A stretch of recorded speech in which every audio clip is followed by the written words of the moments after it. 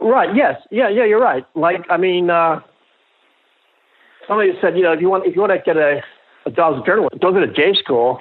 Go work an oil rig. Come back after 5, or go join the French Foreign Legion. Come back after 5 years. You look at Jimi Hendrix, and okay, now he was kind of a blues musician, and if he stayed in America, he would have been just one more American blues musician playing in the South Side of Chicago, like Sun Seals or something like that. But he actually went to London, where there weren't any, black blues musicians, American black blues musicians, and then he kind of like matched up that kind of American blues thing with that kind of trippy psychedelic, like Anglo-Saxon London thing, and created something completely unique. Where, that's where if he just stayed in Seattle, he would have just ended up playing dive bars.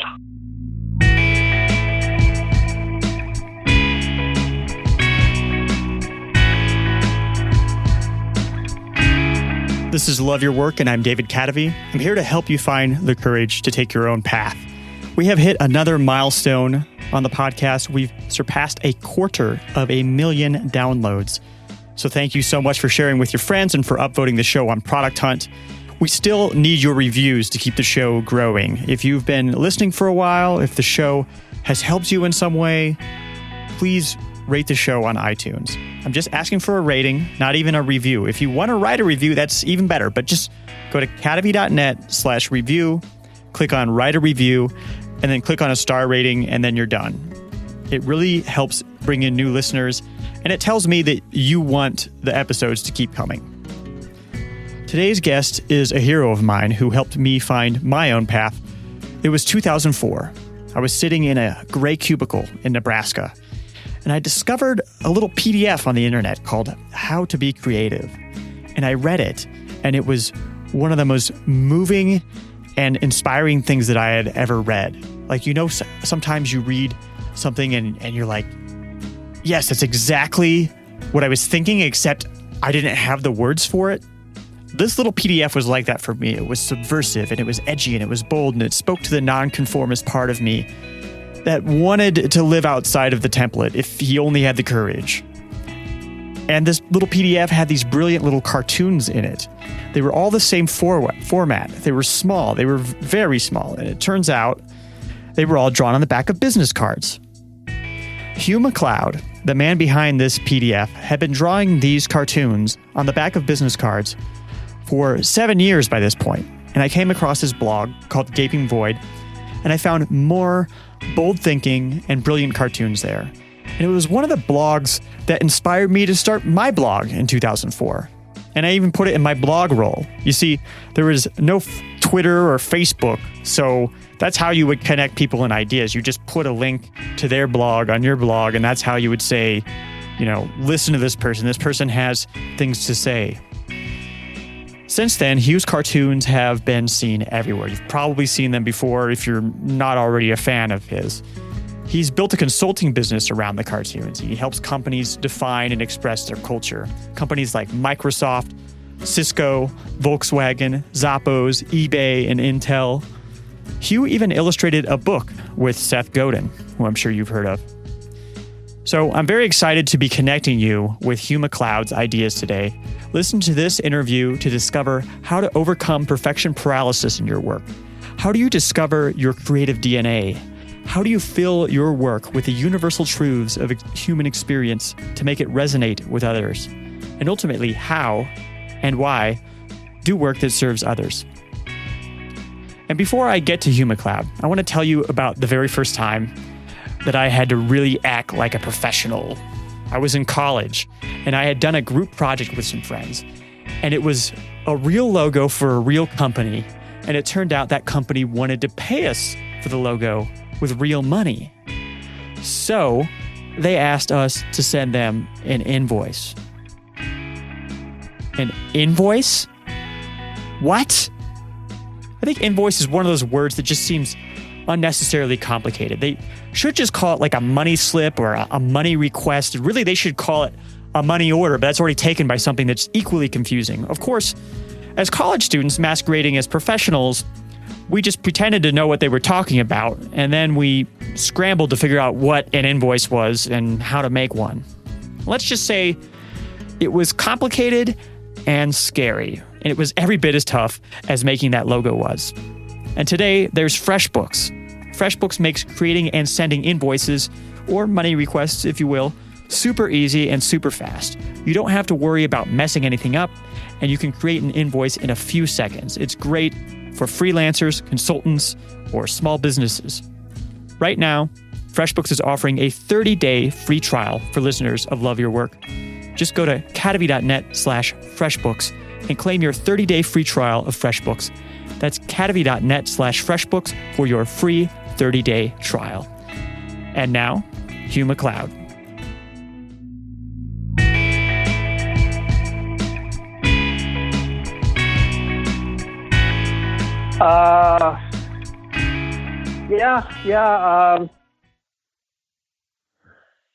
It was around Christmas time, 1997. I was a cafe in Chicago. I forgot my sketchbook, and I always kept a sketchbook back then. I didn't have anything to draw on. I usually drew my sketchbook after work at the cafe, and I didn't have anything to draw with, so I had some business cards on me, and I drew them, that was 19 years ago. So to me, it just got kind of. It was just like something neat to do, you know.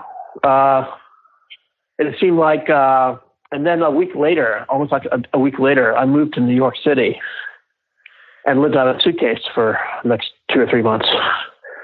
And, I didn't have a studio. I didn't have really much of a living situation.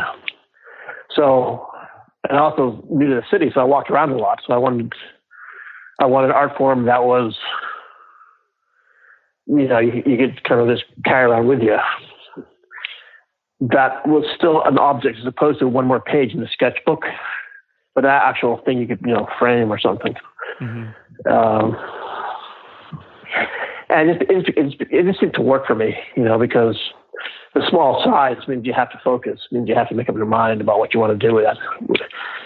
If you got a piece of paper, so I say 48 inches by 48 inches. The options are way more, boundless, literally. And so I don't know. It was just a nice kind of compact thing, where you keep your entire studio inside a small shoulder bag. To me, that kind of was very appealing. And it kind of almost like a form of minimalism. Yeah, and it seems like if you have big canvases or big work and you had a studio you were working in or something, like, it seems like that would be like a lot of pressure every time you started a new piece. Yeah, all of a sudden it becomes a thing because, you spend $400 on art supply. It can't just be a piece of junk. It has to be serious. It has to be, it has to be worth it, quote unquote, It has to have some kind of, kind of justification to exist. Whereas a doodle on the back of a business card has no reason to exist at all. It's a silly little thing. So it doesn't matter if it's good or not. Therefore, you just go on with it. You don't worry about how good it is. You just do it.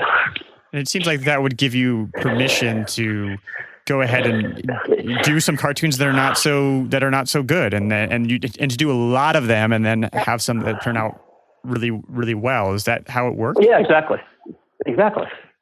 And even do stuff that isn't that good, but you like them anyways. You know what I mean? With a painting, you can't say, well, it's a pretty shit painting, but I spent 3 months on it anyways. Yeah. No, it has to be a masterpiece. You know what I mean? It has to. To me, also at the time, you got to remember, I was still in the advertising game. Actually, that was a pretty good 2 years in the advertising business while I was in New York. I had a day job, an official day job. I had no interest in bohemia, no interest in being an artist, quote unquote. No interest in the lifestyle whatsoever. I wanted an office and a job, and I wanted to wear a collar to work. And and when the client was in the office, I wanted to put on a tie. You know what I mean? I wasn't, I wanted a real job. I didn't want like some hipster thing. And so I could do that. So I could do the business card thing outside of that without it bleeding into the rest of my existence. Whereas, if you're a sculptor, that kind of takes over your life. You make a film, you put your life on hold to make it, usually. Yeah, I mean, with a sculpture, you've got to get a space to work on it, and you have to buy material. Say it's a block of marble or something. Film, you've got to get a bunch of people together and secure locations. Most of it's about the making, not the actual making. And also with a film, you have to use somebody else's money, which is appalling. Because, Well, and also with something like film, it's like just making a couple seconds of film is such an arduous process. Like you were saying, that it's not so much, I don't know exactly how you said it, but it was something about, it's not so much about the making. Like it's very little about the idea. Like the idea happens when you're writing the screenplay. Right. Well, yes. I mean, there's lots to be, well, to me anyway, a lot of about it is about the film, not the actual film. If that makes any sense. It's like about the making, not the actual making. I mean, a film project usually lasts between a proper film project lasts between 2 to 4 years, and you're only filming that for about 3 or 4 weeks, and then there's another a month or two in the editing thing. But the rest of the time you're raising the money, finding the cast, hiring the crew, keeping the investors on board, and then the whole thing where you have to release it and go to cons, go to do the TV circuit. It's a lot of work, and that's fine. But I mean, is that what you want to be doing? Right. If that makes any sense. And so one of my best friends is actually a very famous film director. We were friends since we were kids, and he made the most successful independent movie of 2016, actually. His name is David Mackenzie. He directed a movie called Hell or High Water. It's a brilliant movie. Oh, cool. And I've been friends with him for years, and I love him to pieces, and nothing but admiration for him. But I say I admire him, but I don't envy him, if that makes any sense. See what he's had to go through to get those films off the ground. I mean, maybe there's something in your respective creative DNA that makes the film stuff work for him and for you. Yeah. Everybody has their own. I mean, I love novels. I can't see why anybody on God's earth would want to write one. Right. It's a terrible process. Arduous, not terrible, but arduous, I'd say. So, we all find our own niche. And I think as a young person, what you do is, you try your hand at different things. Painting, poetry, music, I don't know, documentary making, whatever, theater, whatever. And then something sticks. Like, it sounds like this business card thing obviously stuck for you. Did you become like a compulsion drawing them, or how did the ball really get rolling? It wasn't. Well, I always drew pictures anyways. It was just kind of like, I said, this will do. I think I'll do more of these. Thank you very much. But because of my situation, I didn't need anybody's approval to do them or not. It wasn't like, Penguin just gave me a large advance, or, Hollywood just gave me a large, wrote me a check. It's more like this, disgruntled copywriter in New York, sitting in a bar. Did you ever back then? Did you ever look at yourself as you were doing them and kind of say, "Gosh, what am I doing? This doesn't make any sense for me to do this." Did you ever have any sort of self-naysaying in that way? No. I said, I could see why this looks stupid from the outside, but fuck them. I don't care. Mm-hmm. That makes any sense. I can see why somebody would look like somebody say, well, why are you doing this when you could be, doing stuff to the New Yorker, or, working the bank, or, why are you doing this when you could be, watching the playoffs on TV like everybody else, Well, that's like, I always ask a question like that because someone like yourself who has broken out of the regular template of doing things. I think that a lot of people have that potential, and they're never able to break out of it. And a lot of it is because they doubt their own motivations, or they doubt their own passion, and they're afraid of being embarrassed. I mean, that's a valid fear. Yeah. So I was just curious: was there a time when you had that, and if so, how did you change? No, I don't. Did I ever have that? With the business cards, never had that with a business card. I've tried other things, which, I once this is years ago, tried my hand at imposter screenwriting, and I had imposter syndrome for the very first sentence. I said, no, I can't do this. It was overwhelming. I tried writing a novel 20 years ago. That was awful. That's okay. It sounds like to you that like the big projects that you have to dedicate years to don't suit the way that you like to create, and that having the business cards, because you can make a lot of them and you don't have to worry about messing it up, that suited you better. Is that accurate? I was kind of thinking this the other day. We're talking about as soon as something or somewhere or someone becomes a thing, that thing loses its power, right? Mm-hmm. So when I was a kid, people moved to Austin because it was cool. But now people move to Austin because Austin's now become a thing. That makes any sense. Mm-hmm. Nothing wrong with Austin, but I mean... Well, it's not the cheap bohemian paradise that it once was. Was. Right. And so if you're just doing something just because it's a thing, then you're probably not the first person to think of that. Therefore, you're going to be in trouble. Whereas the business cards were no thing. They weren't a thing at all. They were a stupid thing.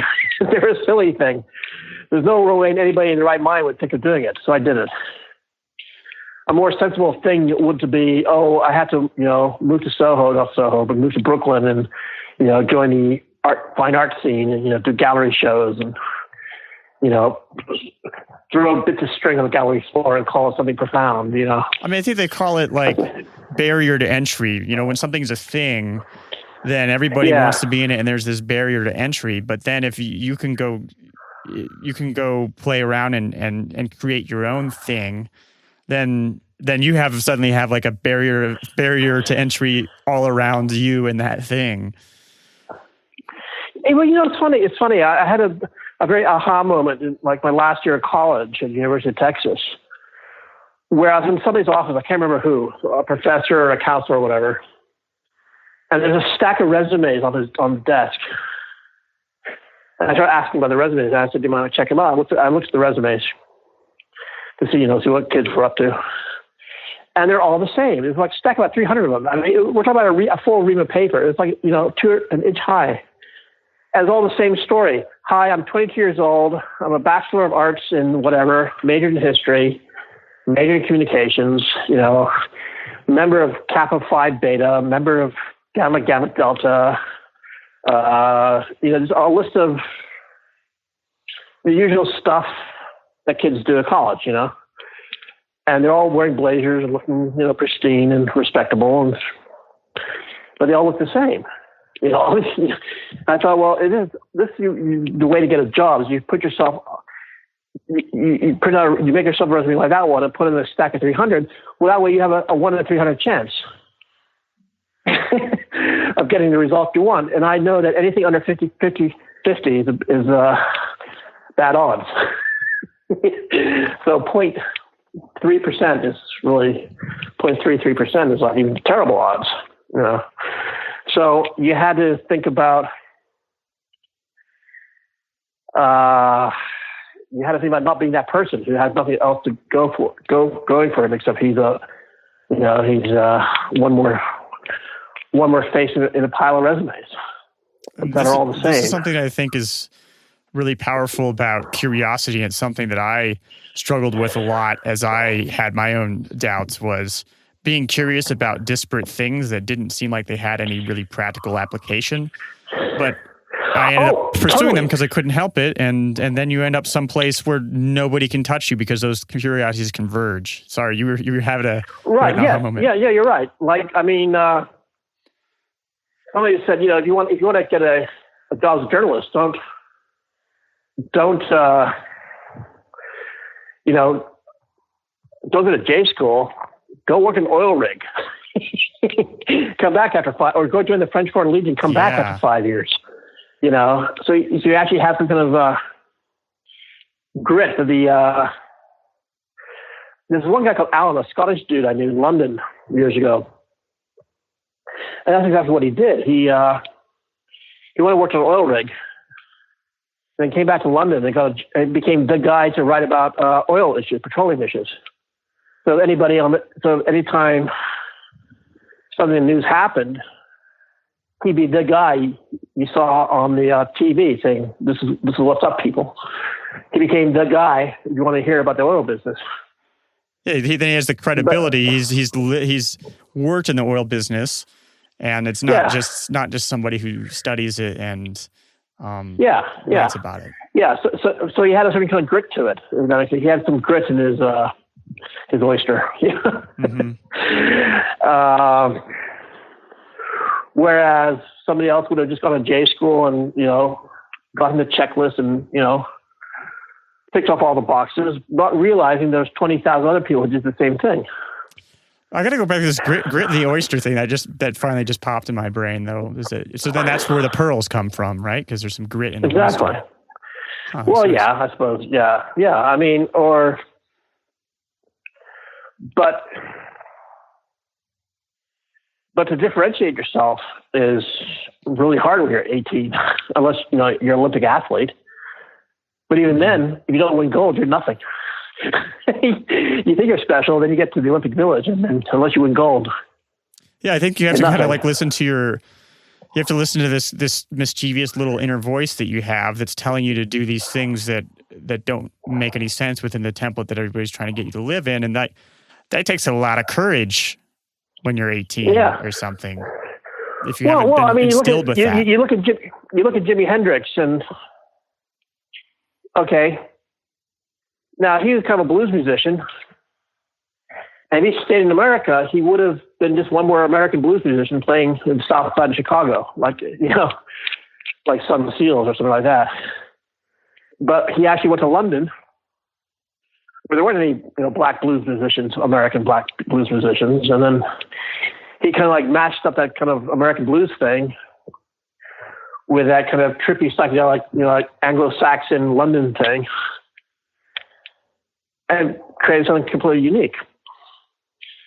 Where that's where if he just stayed in Seattle, he would just end up playing dive bars or playing, whatever, played for Motown or something like that. Been a session guy for Motown. Compete with all the same people who are trying to do that same thing. Well, much like, you as an artist, instead of trying to do the Soho thing and the gallery thing, you created your own paradigm.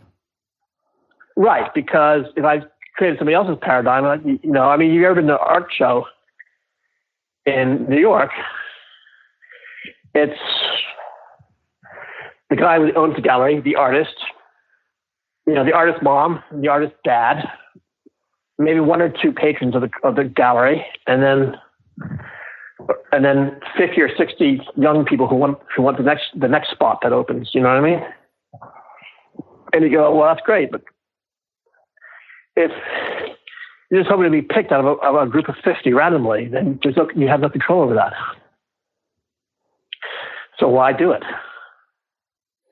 And in that situation, you have to impress those gatekeepers, and then you put yourself in a situation where you got your art out there, you got your cartoons out there, and then it was just a matter of finding those 1,000 people in a global audience who as opposed to resonated. Turning up in the New Yorker office every day and begging for exposure. Yeah, sending cartoons to Bob Mankoff and Yeah. And saying, please, can I?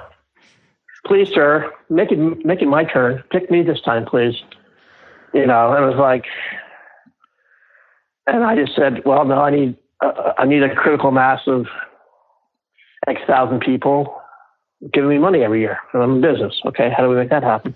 So how did the sharing of the cartoons happen? Did the blog come first, or the cartoons come first, or was it all at the same time? The blog came much later, like 5 years later. Oh, okay. No, what happened? I had a big old stack of cartoons. I actually put these online. And, blogs were cheap and easy. And I couldn't afford to pay a webmaster or whatever you want to call, And you got to remember, this is the era where, when you click on a website, it played music at you, Yeah. Run Flash. It was like... Oh, I remember. What year did your site first go up? 2001. Okay. Wow. Yeah. And so, then I what technology did you just throw up HTML pages? There weren't like CMSs then. Okay, it was hand built. I had a friend of mine who was a bit of a webmaster. He built me something for a lot of money. And then 2004, I switched over to movable type. Yeah, and then I moved over to WordPress about 3 years after that. And then,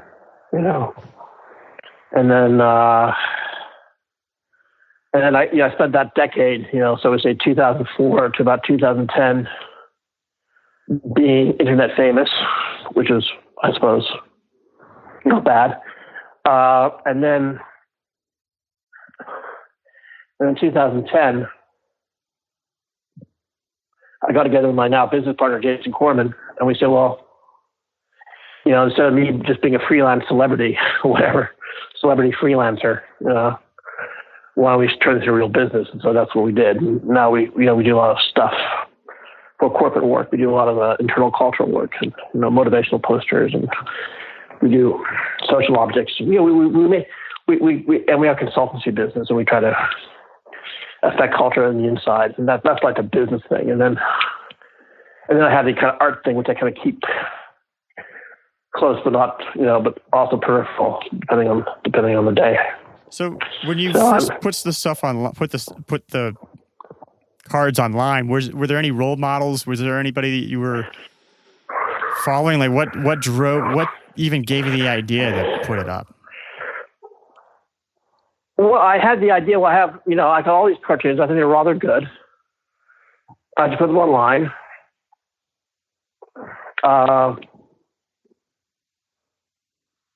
The blogging community back then was full of a lot of really smart, connected people. So really switched on people. So that was kind of enjoyable. The rest of back then, a lot of the web was either trolling or cybersex. You know what I mean? It's kind of awful. And but here was the blogging scene was much more kind of civilized and smart and funny. Both smart, funny, civilized, interesting people. So.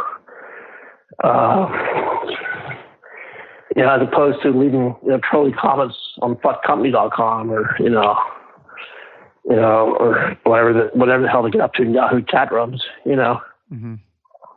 Yeah, I remember I started my blog May 31st, 2004, and pretty sure Gapingvoid, your blog was in my blog roll at the time. If you remember, if anybody listening remembers blog rolls, I do. The O might have been a 0 then. Was that possible? What? The O wasn't a 0, maybe. Okay, I thought I remembered the O being a 0 in Gapingvoid. No, Gapingvoid. No, it was just the word Gapingvoid came. I did a cartoon when I was a kid, and the tagline was "Gaping to the Void." And 25 cents. Fun cartoon. Yeah, that's right. Right, it was somebody was selling. It was a video machine. Like an arcade machine, like Space Invaders, Gaping to the Void, 25 cents. Instead of like shooting Martians, or Space Invaders, you're just kind of gaping to the existential hell of creation. I want to dissect that. Is that sort of... But what happened was gapingtothevoid.com was too long, so I just shortened to Gapingvoid. Yeah. I always wondered, but that's an interesting cartoon. There's something very. It's clear that you have a well-defined worldview through your cartoons. And Okay. I think that a lot of people who don't, who wonder like, oh, how is he making this work? It seems to me like you have a certain understanding of the way that the world works and of existence, and that you're speaking to these common themes of existence and of death and sex and and vanity and it's funny. My favorite quote right now is what's it? Sic transit gloria mundi, which is Latin for "so passeth the glory of the world." I suppose it's a Roman way of saying all is vanity. Another one of my favorite phrases. And so you kind of see everything at one point being a big fucking deal, and then a week later, not so much. And you kind of go, well, and we all do it. We all like, oh my God, it's going to be an election in 3 days. Oh my God. Or whatever's or we have a big presentation with a client on Friday, BFD, big fucking deal, but everything's kind of like have all these kind of short-term big deals going on. And, that prove, and we kind of, we're like Tarzan swinging from one BFD to another big BFD. Well, it's hard when you're in, when you're in the moment of any sort of BFD that, it's hard to like imagine, okay, this is, someday it'll be years from now, or, someday I'll be dead, or all these different things you can do to reframe it and make you realize that the BFD is not such a BFD. Yeah, but I mean, at the same time, you still got to make rent. You still got to get on with life. So you can't just say, unless you want to just go be a monk somewhere, but then what do you do when you get there? So it's nice to have something to do. And I think, now that I'm older, it's like, I find ambition for its own sake kind of productive, if that makes any sense. Ambition for its own sake, counterproductive. Yeah, it does make sense. And whereas now at the point in my life where, okay, I got to draw more pictures and say yes to my wife all the time, obey my wife, look after my family, and, draw more pictures and, respect the people I do business with, and everything's fine. But there's no kind of like, I'm not waiting for the phone call from Hollywood. I'm not waiting for the phone call from wherever. I'm not waiting to be picked. You know what I mean? I'm just like, I'm more of a, I just get up and do my work and hopefully don't waste any time in the process. We're going to take a quick break. I want to talk to you about your potential. I want to talk to you about the work that is inside of you, just waiting to come out. I know how it feels. It's how I felt when I was sitting in a gray cubicle in Nebraska 13 years ago. What did I do? I opened up a browser and I started a blog. It was my playground. It was where I practiced my web design skills and my writing skills. A year later, I had a job in Silicon Valley. 6 years later, I had a book deal. If you want to reach your potential, you need a place to play.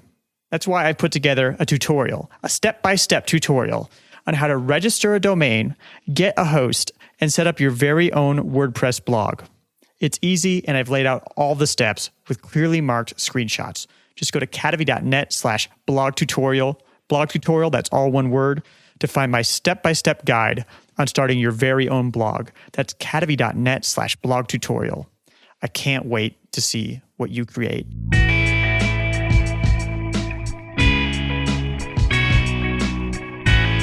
This idea of ambition being counterproductive reminds me of something I was just writing kind of a little meditation yesterday about the word hustle.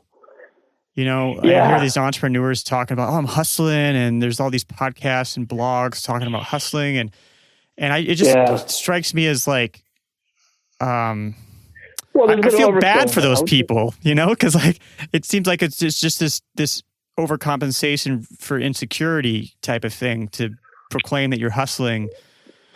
Well, but you're also trying to figure out how the world works. So I think if you're 26 years old and living in New York City or San Francisco and in London, and you're just trying to get on in the world, I think that's fine. Well, yeah, and I get that too. Is that like it's really hard to make something in the world that matters and that people will pay attention to. And when you say you're hustling, like okay, that maybe helps you get through that. Yeah, and it's like, and you look at somebody, and I mean, God bless him. He's a friend of mine, Gary Vaynerchuk, who's like a social media rock star, and he's got a big agency, and he works in New York. Sure. But, he's up at 5, and he works till midnight. He's always on, and he loves it. But it wouldn't be for me. I wouldn't want to miss out family time. You know what I mean? Yeah. I wouldn't want to miss that, and I wouldn't want to be answering tweets for my fans while having dinner with my daughter. It doesn't make any sense. I mean, that's something that I'm wondering about. As somebody it appears that you're really driven to create. When you got married and started a family and everything, was that something that you figured you would do someday, or did you think you would always be just creating all the time? I always wanted a family. I was of my own, and it took me a while to get one, but here I am. I always wanted a family. I always thought family life was nice. I like all that boring family stuff. I like taking my daughter to the park in the pram, and Yeah. We go out for dinner. We go to P.F. Chang, and usual. I guess you call it usual bourgeois suburban stuff, But I like it. It's really, but it's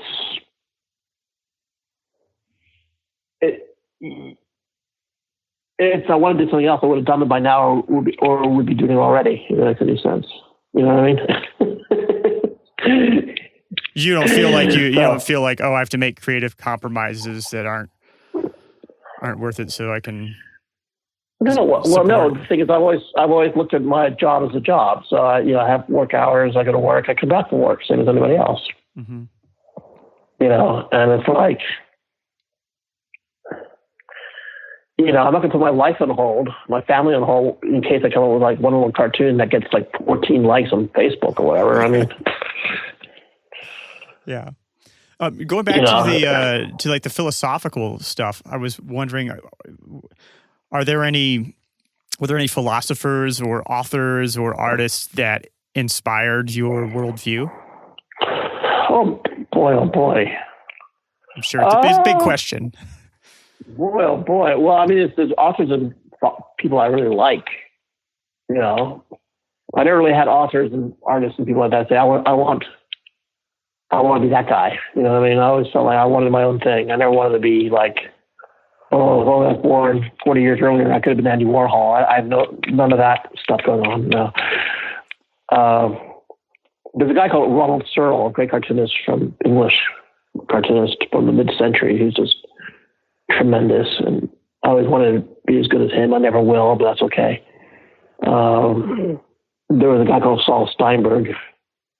So I worshipped the sock stuff until I read his biography and found out what a dreadful man he was in person. So kind of tainted that for me. I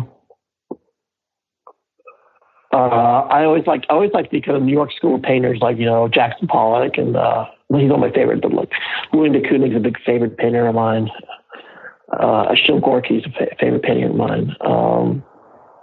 I guess I like that kind of like post-war New York modernist people. I always like those people. Right. But by the time I arrived, that era was so far behind me. There's no way I want to be one of those people because that world doesn't exist anymore. So I was, I don't know. I mean, there's a lot of great writers. I find the classics actually have a lot more oomph to them. Like Tolstoy's great, Dostoevsky's great. George Eliot wrote a book called Middlemarch in the 1870s. It's one of the best books I've ever read. Shakespeare's tremendous. I like reading Decline and Fall of the Roman Empire is an amazing book. So I like classics, I guess. I think I like the firmament of the past allows me to kind of go off in my own direction because I'm kind of grounded. I'm not like, I don't really care what heroin addicts in Brooklyn are writing about right now. Or whatever the trendy, whatever the MFAs from Oberlin are writing about. I don't care. Well, I mean, I find this is as much as I like try to examine life and write about it, and then when I do go back and read a philosopher or some old literature, I just find that like, wow, everybody pretty much had all of life figured out, or as figured it out as you could have it like 2,000 years ago. And so with occasional bumps, like people like Montaigne or what's his name, David Hume, or Montaigne being kind of like the first personal essayist. Yeah, or people like Mark Twain. Mark Twain's tremendous as well. But it's like, I don't think the human condition has changed much in the last 2,000 years. I mean, right. If not, we wouldn't find Game of Thrones so interesting. Right, and I've been studying a lot about like mythology and the sort of template, the templates of story that are kind of programmed into all of us that we respond to. I love Joseph Campbell. I think you can kind of run into trouble with that when you're trying to like take it too literally, maybe. How about like Camille Paglia or Paglia, whatever her name is, Sexual Persona? She's great as well. Haven't checked it out. Need to. Yeah, she has a book called Sexual Persona. Okay. The Campbell book that I've scanned is Hero with 1,000 Faces. Yeah, well, that's the big one. He did a really great series of interviews. Well, there's The Power of Myth. Yeah, that's in book Bill form. Moyers. Yeah. And then there's another one. Oh God, I can't remember his name. There's another one. He on a radio show 20, 30 years ago that were tremendous as well. I mean, you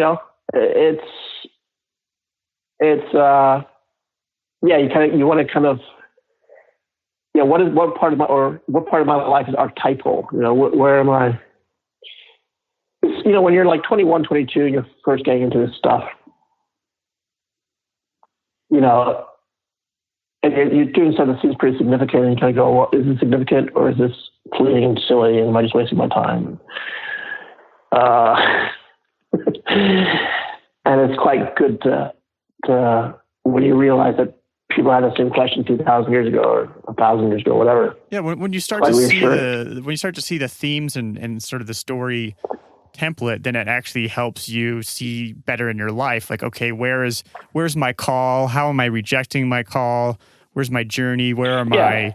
I don't know if it's like a messenger or somebody who's helping you along, your guardian angel. Yeah, but I think you can see that looking back. I think it's quite hard to see it in real time, if that makes any sense. Mm-hmm. My friend John T. Younger had a great thing. He said he had a very interesting bohemian life when he was younger. Kind of crazy, bohemian, very, very, very fringe. Did you say Jonathan Younger? No, John C. Younger. John C. Younger, okay. He's a sculptor, actually, but he used to be a poet.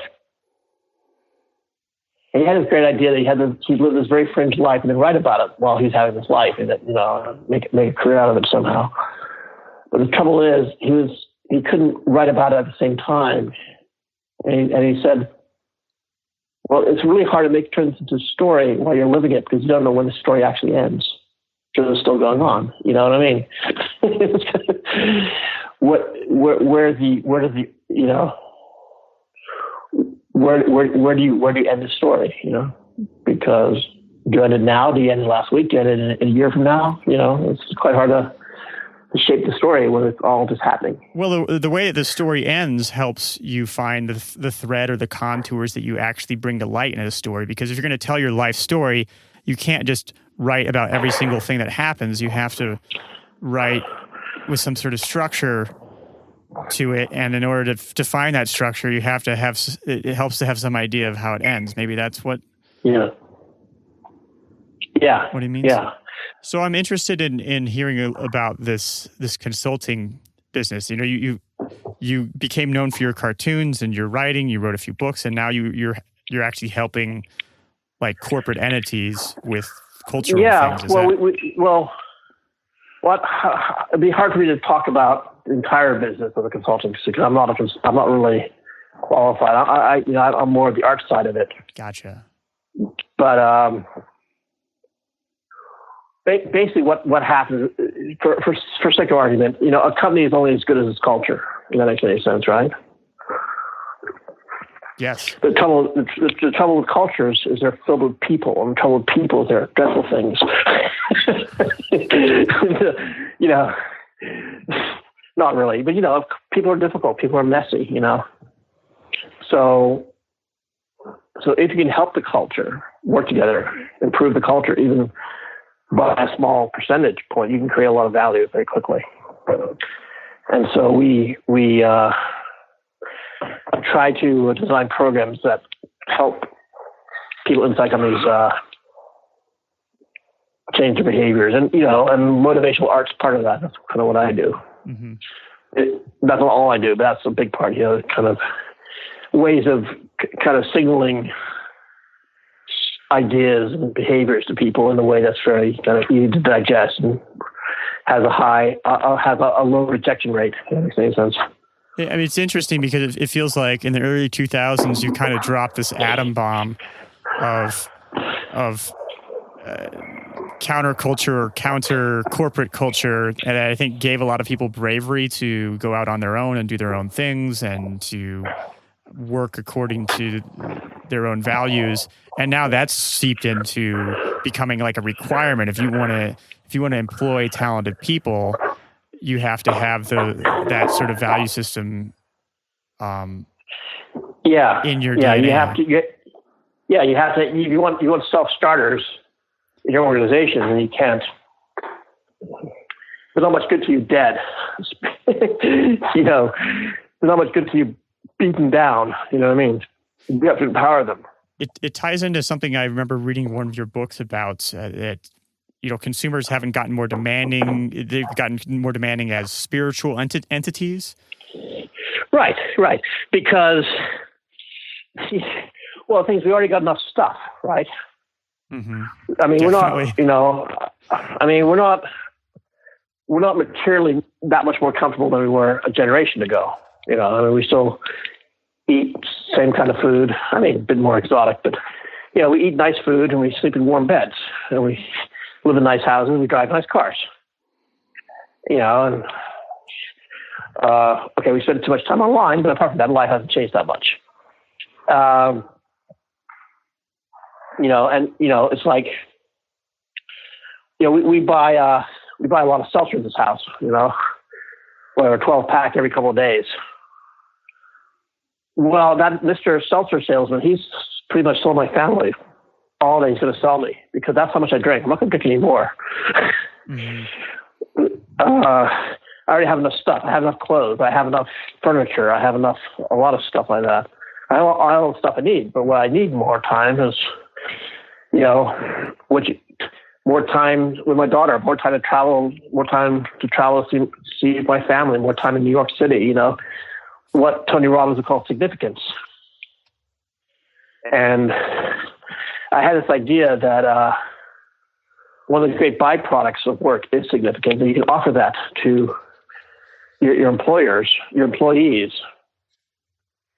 Then you have a competitive advantage over the employees that do not. Yeah, meaning. I had Dan Ariely on this podcast. He's a behavioral scientist who's been studying about the way that meaning changes motivation. They did a study where by giving people a bonus, Intel actually lost 5% of productivity by giving a monetary bonus versus versus getting a note from the boss that said you got a good job, or even better yet, sending pizza to their house so that they look like a winner in front of their family.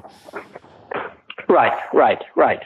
Yeah, I mean, you look at the best soldiers in the world, one of the most highly paid soldiers in the world. You look at the French Foreign Legion. The pay is terrible. The Foreign Legion is like $1,500 a month. Well, then you've got what Machiavelli talks about that in The Prince, about hiring mercenaries and how you can't really trust them because you just hired them to do your war for you, and it takes more than that to motivate them, if I remember it right. Yeah, and also they might just take all the stuff they did for you. They might just take it over to the other side. Yeah, exactly.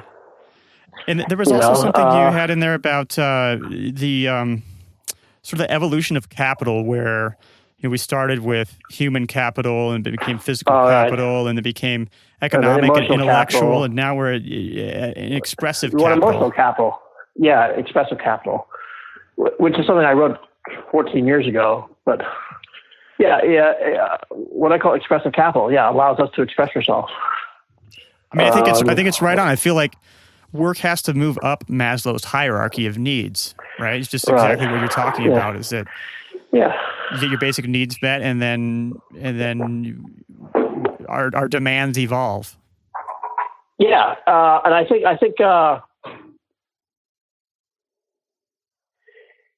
like 10 years ago, I would have loved to have been the next whoever, the next Seth Godin, the next Tom Peters, the next this or that. And now that I'm older, I don't really care. Because I moved up I moved up a level, I suppose. I mean, we all do. I'm not special. I think you just, stuff that's so important to you when you're 25 is important to you 10 years later. Yeah, it changes. 20 years later. Yeah. And I think 20 years ago, I just wanted the girls to notice me. 10 years ago, I wanted the world to notice me, and but now I want the work to matter more. It's kind of like I don't really have to be part of it. I just want it to matter somehow. I don't know. It's kind of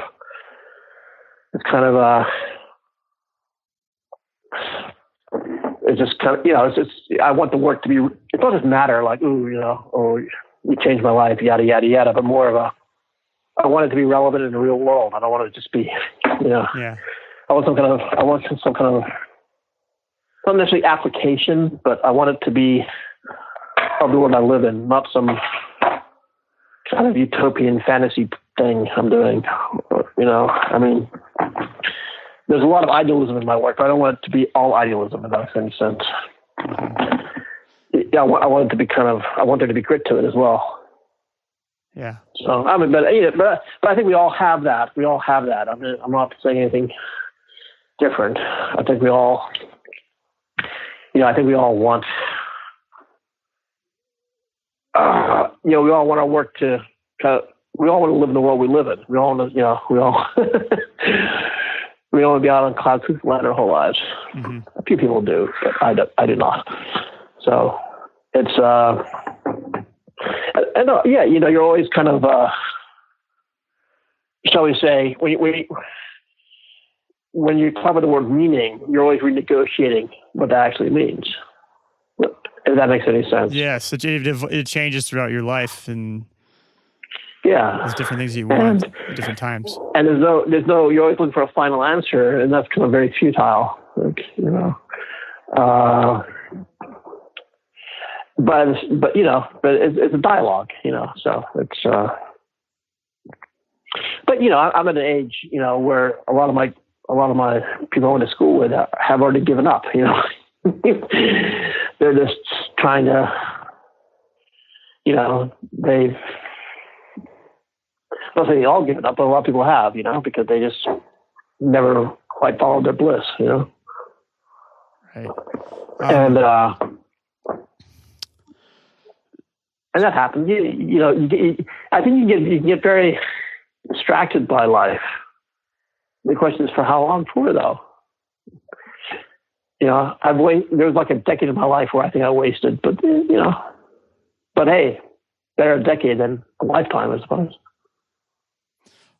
What was the part that you feel like you wasted? Was that when you were in advertising? No, not at first, but when my advertising career started to flounder, or I started to flounder emotionally with it till I kind of found, between that and Gapingvoid. So we're talking about the 90s, really. Especially the later half of the 90s. Let's say,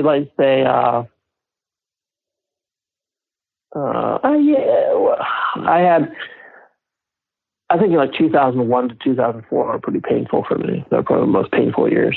But, those were the definite wilderness years for me. But, I think we all have them, Your work was online, but it maybe wasn't picking up the steam, and then it did, and then 2004.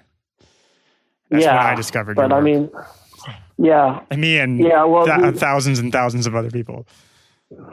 Yeah, well, it kind of, but then Facebook came along, everything kind of changed, you know what I mean? It kind of, everything just became a big old gumbo, nothing really. Yeah, they won't go to your blog. You gotta catch them while they're scanning their news feed or something. That's one of the things I love about podcasts, though, is that at least you get to be in somebody's ear and you're really having a conversation with them, and it's like this intimate thing where you can. Yeah. Well, that's what I like about newsletters. Gapingvoid has a newsletter. We love that because they want to be there. You know what I mean? Mm-hmm. Right, because there's permission marketing. Yeah, it's a higher barrier for entry, and that's kind of more meaningful engagement, I suppose. Mm-hmm. It's that's something that I think about when I hear people saying oh, you got to be on Snapchat and all this stuff, and I kind of wonder well, how much do I really want the 2 seconds of attention from somebody who doesn't have much attention to spare, thus they're on Snapchat? Not that it's a totally useless medium. It's just that, does that mean that I should be there just because there's a ton of people who are taking info snacks? Yeah. And also I used to help a friend of mine who's a tailor with a blog, He's a world-class tailor, very famous. And I helped him with his blog. I remember. And I told him, you should blog some more. He wasn't blogging enough, I thought. And he said, yeah, well, if I do that, I might sell one or more suits, but for every blog post I do, that's another 300 emails I get. I don't want to deal with it. I'm already busy with my suits. I already have plenty of customers. 1 or 2 suits isn't going to make a difference. But 300 emails is going to make a difference, and not a good one. So I felt wow, this guy had peak fame. You know what I mean? He had all the fame he needed to do his job. You know what I mean? It wasn't very many people either. I mean, I think he had. I think his blog had a readership of about a couple thousand people, but he's a guy who only make a couple hundred suits a year, maybe 100, 200 suits a year. So he didn't need that many readers, and I quite like that he reached peak fame because when you think of somebody like our friend Donald Trump or Madonna, who just cannot have enough ever under any circumstances. Well, it ties into, I remember something that really resonated with me was when you said that humans don't scale, and Larry Ellison may have millions of times more money than you do, but he's not going to live millions of times longer. He's not going to see millions more sunsets, etc. He's going to have only the stuff that matters. He doesn't quite. I mean, how many good barbecue? I mean, how much good barbecue can you eat in the year? You know what I mean? And that's something. I remember somebody saying, if money brought you happiness, imagine how blissed out Bill Gates would be all the time. Imagine how ecstatic. Yeah, you'd just be and to be that happy. Also, if you're that blissed out all the time, imagine how exhausted you'd be all the time. Being blissed out it requires a lot of energy. Mm-hmm. So, is there? I think we've talked about a lot of really interesting stuff today. Is there any sort of like final message or bow that you would put on all of what we've talked about today? Boy, do I have any? Well, I wish I did. It's not like I have. I mean, yeah. Let me do you. Well, the first thing I'd like to say is, Gapingvoid, it started with a blog and started my little business card doodles. But I mean, it's a whole team now. It's not just me. It's just my business partner, Jessica, Laura, David. We have a lot of partners we work with, and it's a whole consultancy. And go check out gapingvoid.com because that's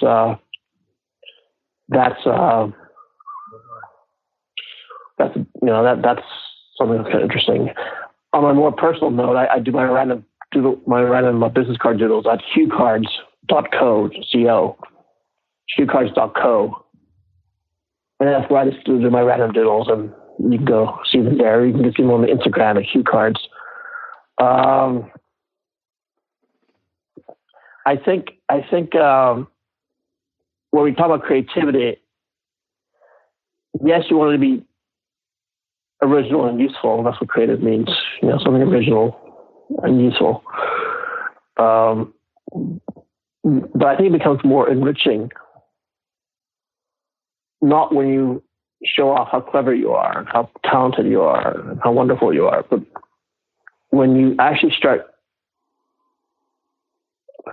realizing that what you do changes lives, that serves people, that you see it as your creativity as a form of public service, and not just a way of getting kudos. If you see it as a giving act rather than a way of meeting girls or whatever, then it gets much more powerful. And I think that's something I'm kind of realizing, looking back over the last 30 years. I mean, I think that's perfect because you definitely gave me something. When I was sitting in that cubicle in Nebraska, and I needed some encouragement that the way that I saw the world, somebody else saw it that way and had been there and could push me along. And you realize you're not alone. You know what I mean? And that's the trouble with once you get quote unquote famous, is you're it isolates you. You know what I mean? And all of a sudden you don't feel, you disconnect from the people, I think, when you become famous, because everybody's just looking for your top 10 list, or what can I get from you? Whereas I think before you're discovered, before you hit the big time, your stuff is actually probably more valuable. Right. Because you're actually sharing yourself. You're not just sharing your brand. If that makes any sense. Yeah. The more successful you get, the less of a person you become, the more of a brand you become, and that's kind of. I mean, you look at he's a friend of mine. I love him to pieces. He's a great guy. But poor old Tim Ferriss, the guy can't go to a coffee shop without being bugged by somebody, no matter how well-meaning. I'd probably bug him if I saw him in a coffee shop. Yeah. Exactly. And just and then you have that whole brand thing, brand Tim or whoever. It doesn't matter who it is. You have to be interesting for a living, and that's supposed to be terribly, terribly, terribly tiring. Yeah. Not being able to go see a movie by yourself without without some fanboy trying to, interrupt your conversation with your friend. You know what I mean? Right. So I think, but to be fair on Tim, I mean, what he does is tremendous. He's a great guy. And I wish I just don't care that much about productivity as he does. So I don't think I'm not going to steal business away from him. Right. He cares about outputs way more than I do. Right. I just assume that if you work hard, they happen. I don't have to measure them so much.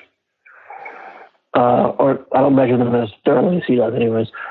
But I think once your creativity turns a corner into service, when you're actually helping people, and that's the main motivation. I think it has a certain power to it that if you're just trying to prove to the world that you have the chops, that you have the ability, that you have the talent, that's fine too. But I think you have to go beyond that and actually serve people. And I think that's where the game gets interesting. Great. I think that's a perfect message to wrap up our conversation today. So again, thank you so much for everything that you've done to motivate and inspire me, and of course for coming on the show to share your gift with everybody else too. Well, thank you. I had a fun time, so I hope it comes out well in the edit. So there you go. Absolutely.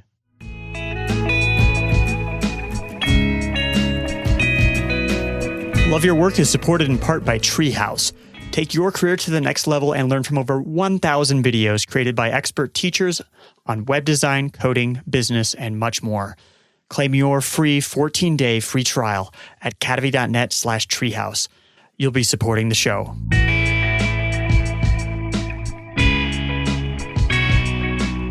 I hope you enjoyed that conversation with Hugh MacLeod.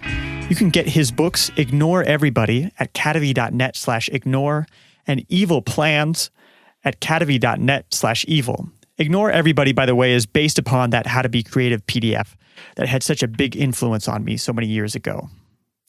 Now, how do I think about doing original work? A few episodes back, I told you that I would be on Noah Kagan's new podcast, Noah Kagan Presents. It turns out that the episode wasn't quite out yet, but now it is. So go listen to it.